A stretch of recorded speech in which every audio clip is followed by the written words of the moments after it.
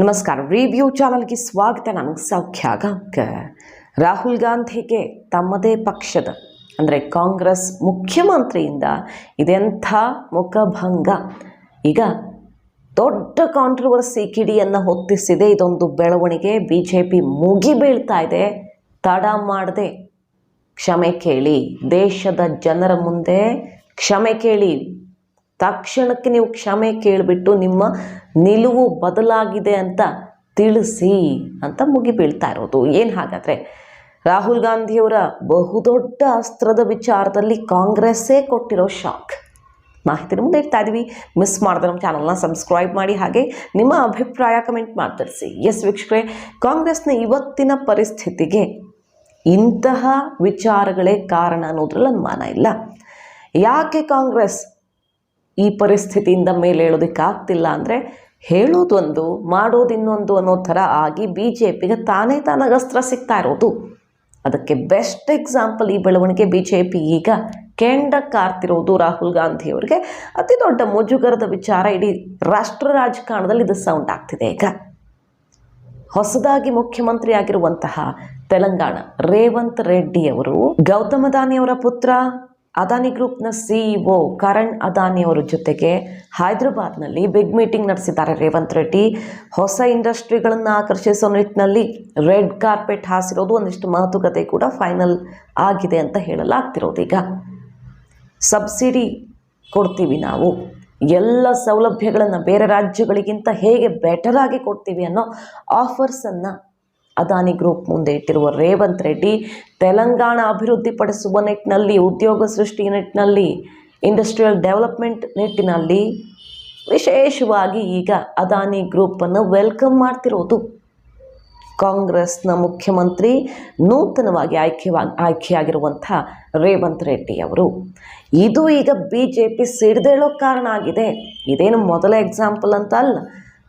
ಇಲ್ಲಿ ಕಾಂಗ್ರೆಸ್ ಸರ್ಕಾರ ಕರ್ನಾಟಕದಲ್ಲಿ ಬಂದಾಗ MB ಪಾಟೀಲ್ರು ಇದೇ ರೀತಿಯಲ್ಲಿ ಟ್ವೀಟ್ ಮಾಡಿ ಅದಾನಿ ಅಂಬಾನಿ ಕರ್ನಾಟಕಕ್ಕೆ ಬರುವುದಾದರೆ ಸ್ವಾಗತ, ನಾವು ಇಲ್ಲಿ ಎಲ್ಲ ರೀತಿಯ ಸೌಲಭ್ಯಗಳನ್ನು ಒದಗಿಸ್ಕೊಡ್ತೀವಿ ಅಂತ ಕರೆದಿದ್ದು ನೆನಪು ಮಾಡ್ಕೊಳ್ಬೋದು. ಈಗ ರೇವಂತ್ ರೆಡ್ಡಿ ಅವರು ಮೀಟಿಂಗ್ ಮಾಡಿ ಮಾತುಕತೆ ಫೈನಲ್ ಮಾಡ್ಕೊಂಡು ಬಂದಿದ್ದಾರೆ. ಈ ಬೆನ್ನಲ್ಲೇ BJP ರಾಹುಲ್ ಗಾಂಧಿ ಕ್ಷಮೆ ಕೇಳಲಿ ದೇಶಕ್ಕೆ, AICC ತನ್ನ ನಿಲುವನ್ನು ಕ್ಲಿಯರ್ ಮಾಡಲಿ ಅಂತ ಕಿಡಿಕಾರ್ತಿರೋದು. ಯಾಕಂದರೆ ಈ ದೇಶದ ಸಮಯ ಹಣವನ್ನು ವ್ಯರ್ಥ ಮಾಡಿದ್ದೀರಿ ಅದಾನಿ ಹೆಸರಲ್ಲಿ. ಸೆಷನ್ ಎಷ್ಟು ದಿನಗಳು, ತಿಂಗಳುಗಟ್ಟಲೆ ಮುಂದೂಡಿಕೆಯಾಗಿದ್ದಿದೆ, ಅಂದರೆ ಪ್ರತಿ ಸಲ ಮುಂದೂಡಿಕೆ ಹಾಕ್ಕೊಂಡು ಹೋಗಿದ್ದಿದೆ. ಬಜೆಟ್ ಸೆಷನ್ ಅದಾನಿ ಅನ್ನುವ ಹೆಸರಿನ ಕಾರಣದಿಂದ ಬಲಿಯಾಗಿದೆ. ಕಳೆದ ಬಾರಿ ನಿರ್ಮಲಾ ಸೀತಾರಾಮನ್ ಅವರು ಇದೇ ವಿಚಾರವನ್ನು ಹಿಡ್ಕೊಂಡು ಕೆಂಡ ಕಾರಿದ್ರು ಹಿಂದೆ ಒಮ್ಮೆ ಸ್ಪೀಚಲ್ಲಿ, ಸೆಷನ್ನಲ್ಲಿ. DMK ಯಾವ ರೀತಿ ರೆಡ್ ಕಾರ್ಪೆಟ್ ಹಾಸುತ್ತೆ ನಿಮ್ಮ ಜೊತೆಗಿನ ಮೈತ್ರಿ ಪಕ್ಷ, ಬೇರೆ ಬೇರೆ ರಾಜ್ಯಗಳಲ್ಲಿ ನೀವು ರಾಜಸ್ಥಾನದಲ್ಲಿ ಏನು ಮಾಡ್ತೀರಿ, ಆದರೆ ಇಲ್ಲಿ ಬಂದು ಈ ರೀತಿ ಮಾತನಾಡುವಂಥ ಕಾಂಗ್ರೆಸ್ಗೆ ನಾಚಿಕೆ ಆಗಲ್ವಾ? ಮತ್ತಿಲ್ಲಿಂದ ಹೋಗ್ತಾ ಇದ್ದ ಹಾಗೆ ಅದಾನಿ ಅಂಬಾನಿಗೆ ರೆಡ್ ಕಾರ್ಪೆಟ್ ಹಾಸಿ ನಮ್ಮ ರಾಜ್ಯಕ್ಕೆ ಬನ್ನಿ, ನಮ್ಮ ರಾಜ್ಯಕ್ಕೆ ಬನ್ನಿ ಅಂತ ಕರೆಯುವಂಥ ಪಕ್ಷಗಳ ಜೊತೆಗೆ ನಿಂತಿರೋ ನೀವು ಇಲ್ಲಿ ಬಂದು BJPಯನ್ನು ಅಟ್ಯಾಕ್ ಮಾಡ್ತಿರಲ್ವಾ ಅಂತ ಗುಡುಗಿದ್ರು ನಿರ್ಮಲಾ ಸೀತಾರಾಮನ್. ಅದು ಪದೇ ಪದೇ ಆಗಿದೆ. ತಮಿಳುನಾಡಿನಲ್ಲಿ ಬಂದರು DMK, ಅಲ್ಲಿನ ಆಕ್ಷೇಪ ಹೋರಾಟದ ನಡುವೆಯೂ ಅದಾನಿ ಗ್ರೂಪನ್ನು ವೆಲ್ಕಮ್ ಮಾಡಿದ್ದು. ರಾಜಸ್ಥಾನದಲ್ಲೂ ಅದೇ ಆಯಿತು. ಮೊನ್ನೆ ಅಷ್ಟೇ ಸುದ್ದಿ ಮಾಡಿದ್ವಿ ನಾವು, ಬಿಹಾರದಲ್ಲಿ ನಿತೀಶ್ ಕುಮಾರ್ ಅವರು ಎಕ್ಸ್ಟ್ರಾ ಇರೋದ್ರ ಜೊತೆಗೆ ಅದಾನಿ ಗ್ರೂಪ್ ಇನ್ನಷ್ಟು ಇನ್ವೆಸ್ಟ್ ಮಾಡೋದಕ್ಕೆ ಒಪ್ಕೊಳ್ತು. ಸುಮಾರು 10,000 ಉದ್ಯೋಗ ತಕ್ಷಣಕ್ಕೆ ಬಿಹಾರದಲ್ಲಿ ಸೃಷ್ಟಿಯಾಗುವಂಥ ಬಿಗ್ ಪ್ರಾಜೆಕ್ಟ್ಗೆ ನಿತೀಶ್ ಕುಮಾರ್ ಅವರು ಬಿಹಾರದಲ್ಲಿ ಮುದ್ರೆ ಬಿದ್ದಿದೆ. ಉದ್ಯೋಗ ಮೇಳದಲ್ಲಿಯೇ ಅದಾನಿಯವರನ್ನು ವೆಲ್ಕಮ್ ಮಾಡಿ ಸನ್ಮಾನ ಮಾಡಿ ಹಾಡು ಹೊಗಳಿದ್ದಾರೆ ನಿತೀಶ್ ಕುಮಾರ್ ಅವರು.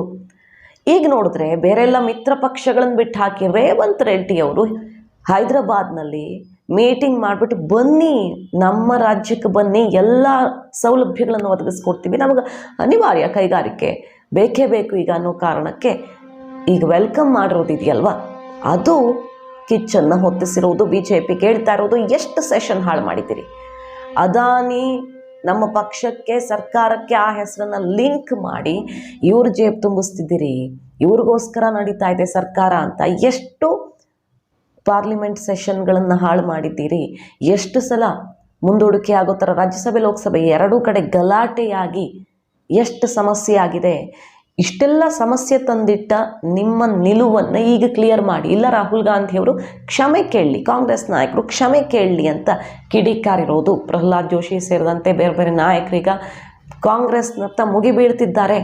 ನೀವೇನು ಮಾಡ್ತಿದ್ದೀರಿ ಇಲ್ಲಿ? ಯಾಕೆ ಅದಾನಿ ಬೇಕು ಹಾಗಾದರೆ? ಯಾಕೆ ಅಂಬಾನಿ ಬೇಕು ಹಾಗಾದರೆ? ಯಾಕೆ ಇನ್ವೆಸ್ಟರ್ಸ್ ಬೇಕು? ಯಾಕೆ ಕೈಗಾರಿಕಾ ಉದ್ಯಮಿಗಳು ಬೇಕು ಒಂದು ದೇಶಕ್ಕೆ ಅನ್ನೋದು ಇಲ್ಲೇ ಕ್ಲಿಯರ್ ಆಗುತ್ತೆ. ರೇವಂತ್ ರೆಡ್ಡಿ ಅವರು ಮಾಡಿದ ತಪ್ಪಲ್ಲ. ಎಲ್ಲ ಮುಖ್ಯಮಂತ್ರಿಗಳು ಆಯಾ ರಾಜ್ಯಗಳ ಅಭಿವೃದ್ಧಿಗೆ ಇನ್ವೆಸ್ಟ್ಮೆಂಟನ್ನು ಹುಡುಕ್ತಾರೆ, ಆಕರ್ಷಿಸ್ತಾರೆ. ಆದರೆ ಕಾಂಗ್ರೆಸ್ ಮಾಡ್ತಿರೋ ತಪ್ಪು ಅಂತ ಕೆಂಡ ಕಾರ್ತಿದೆ BJP. ಅದಾನಿ ವಿರುದ್ಧ ಗಂಭೀರ ಆರೋಪಗಳು ಕೇಳಿಬಂದವು. ಶೇರ್ ಮಾರ್ಕೆಟಲ್ಲಿ ಬಹಳಷ್ಟು ಕಳ್ಳಾಟಗಳನ್ನು ಮಾಡಿದ್ದಾರೆ, ಶಾರ್ಟ್ ಸೆಲ್ಲಿಂಗ್ ಮತ್ತೊಂದು ಅಂತ. ಅದಕ್ಕೆ ಸಂಬಂಧಪಟ್ಟಂತೆ ಹಿಂಡನ್ಬರ್ಗ್ ಬೇರೆ ಬೇರೆ ರಿಪೋರ್ಟ್ಸ್ ಎಲ್ಲ ಏನು ಬಂದವಲ್ಲ, ಆ ವಿಚಾರದಲ್ಲಿ ಕಾಂಗ್ರೆಸ್ ಮುಗಿಬೀಳ್ತಾ ಇತ್ತು. ಈಗ ಕೋರ್ಟ್ ಕೂಡ ಬಲ ತುಂಬಿದೆ ಅದಾನಿ ಗ್ರೂಪ್ಗೆ. ಒಂದು ರೀತಿಯಲ್ಲಿ ಹೇಳೋಕೋದ್ರೆ ನಾವು ಇಂಟರ್ಫಿಯರ್ ಆಗಲ್ಲ. ಸೆಬಿ ಈಗಾಗಲೇ ಇನ್ವೆಸ್ಟಿಗೇಷನ್ ಏನು ನಡೆಸಿದೆ ಅದರಲ್ಲಿ ನಾವು ಹಸ್ತಕ್ಷೇಪ ಮಾಡೋದಕ್ಕಾಗಲ್ಲ. ಉಳಿದಂಥ 2-3 ಕೇಸನ್ನು ಕೂಡ ಆದಷ್ಟು ಬೇಗ ಇನ್ವೆಸ್ಟಿಗೇಷನ್ ಮಾಡಿ ಮುಗಿಸ್ಲಿ ಅಂತ ಮಾತ್ರ ಹೇಳಿರೋದು ಈಗ ಕೋರ್ಟ್. ಇದು ಕೂಡ ಬಲ ಕೊಟ್ಟಂತಾಗಿದೆ. ಯಾವ ಅಮೆರಿಕದ ಹಿಂಡನ್ಬರ್ಗ್ ಅದಾನಿ ವಿಚಾರದಲ್ಲಿ ಈ ರಿಪೋರ್ಟನ್ನು ಹೊರಗಿಡ್ತೋ ಅದೇ ಅಮೆರಿಕಾನೇ ಅದಾನಿ ಗ್ರೂಪ್ ಜೊತೆ ಕೈ ಜೋಡಿಸಿ ಸಿಕ್ಕಾಪಟ್ಟೆ ಇನ್ವೆಸ್ಟ್ ಮಾಡ್ತಿದೆ ಚೀನಾ ಕೌಂಟರ್ ಮಾಡೋದಕ್ಕೆ ಅದಾನಿ ಮೂಲಕ ಮೋದಿ ಬಹಳಷ್ಟು ಪ್ರಾಜೆಕ್ಟ್ಗಳಿಗೆ ಪ್ರೋತ್ಸಾಹ ಕೊಡ್ತಿದ್ದಾರೆ ಅನ್ನೋದು ಜಗಜ್ಜಾಹಿರ. ಆದರೆ ಅದು ಯಾರ ಲಾಭಕ್ಕೆ? ಭಾರತದ ಲಾಭಕ್ಕೆ. ಅಮೆರಿಕಾನೇ ಯಾಕೆ ಅದಾನಿ ಗ್ರೂಪ್ ಜೊತೆಗೆ ಇಷ್ಟು ಇನ್ವೆಸ್ಟ್ ಮಾಡ್ತಾ ಇದೆ ಪಾರ್ಟ್ನರ್ಶಿಪ್ಪಲ್ಲಿ ಅಂತ ಕೇಳಿದ್ರೆ ಅದು ಅವ್ರ ಲಾಭಕ್ಕೆ. ಸೊ ದೇಶದ ಅಭಿವೃದ್ಧಿಗೆ ಯಾಕೆ ಬೇಕು ಉದ್ಯಮಿಗಳು ಅಥವಾ ಇಂಡಸ್ಟ್ರಿಗಳು ಅನ್ನೋದು ಎಲ್ರಿಗೂ ಗೊತ್ತಿರೋ ಸತ್ಯ. ಆದರೆ ಕಾಂಗ್ರೆಸ್ ರಾಜಕಾರಣದ ಹೆಸರಲ್ಲಿ ಇಷ್ಟೆಲ್ಲ ಸಮಯ ವ್ಯರ್ಥ ಮಾಡ್ತಲ್ಲ ಅಂತ ಈಗ ಚಾಟಿ ಬೀಸ್ತಾ ಇರೋದು. ರೇವಂತ್ ರೆಡ್ಡಿ ಅದಾನಿ ಫೋಟೋ ಈಗ ಸೋಷಿಯಲ್ ಮೀಡಿಯಾದಲ್ಲೂ ಸಿಕ್ಕಾಪಟ್ಟೆ ಸದ್ದು ಮಾಡ್ತಾ ಇದೆ. ಕಾಂಗ್ರೆಸ್ ಹಾಗಾದರೆ ಏನು ಹೇಳುತ್ತೆ ಇದ್ರ ಬಗ್ಗೆ? ಏನು ಹೇಳುತ್ತೆ? ಏನು ಕ್ಲಾರಿಫಿಕೇಷನ್ ಕೊಡುತ್ತೆ? ಒಟ್ಟಿನಲ್ಲಿ ಲೋಕಸಭೆ ಚುನಾವಣೆ ಹೊತ್ತಲ್ಲಿ ರಾಹುಲ್ ಗಾಂಧಿ ಅವರಿಗೆ ಅದಾನಿ ಹೆಸರು ಹೇಳೋದಕ್ಕೆ ಇನ್ನು ಮುಂದೆ ಅವಕಾಶವೇ ಇಲ್ಲದಂತಾಗಿದೆ. ಒಂದು ಬ್ರಹ್ಮಾಸ್ತ್ರ ಕಾಂಗ್ರೆಸ್ದು ಕೈ ತಪ್ಪದಂತಾಗಿದೆ. ಇನ್ನು ಅದಾನಿ ಮೋದಿ ಲಿಂಕ್ ಮಾಡಿ ಮಾತಾಡೋದಕ್ಕೆ ಆಗದಂತೆ ಕಾಂಗ್ರೆಸ್ಸಿಗರೇ ಬಾಯಿ ಮುಚ್ಚಿಬಿಟ್ಟಿದ್ದಾರೆ. ಇದು ಇಂಟ್ರೆಸ್ಟಿಂಗ್ ಮಾಹಿತಿ. ನಿಮ್ಗೆ ಇಷ್ಟ ಆಗಿದ್ರೆ ಮಿಸ್ ಮಾಡಿದ್ರೆ ನಮ್ಮ ಚಾನಲ್ನ ಸಬ್ಸ್ಕ್ರೈಬ್ ಮಾಡಿ, ಹಾಗೆ ನಿಮ್ಮ ಅಭಿಪ್ರಾಯ ಕಮೆಂಟ್ ಮಾಡಿ ತಿಳಿಸಿ. Thank you.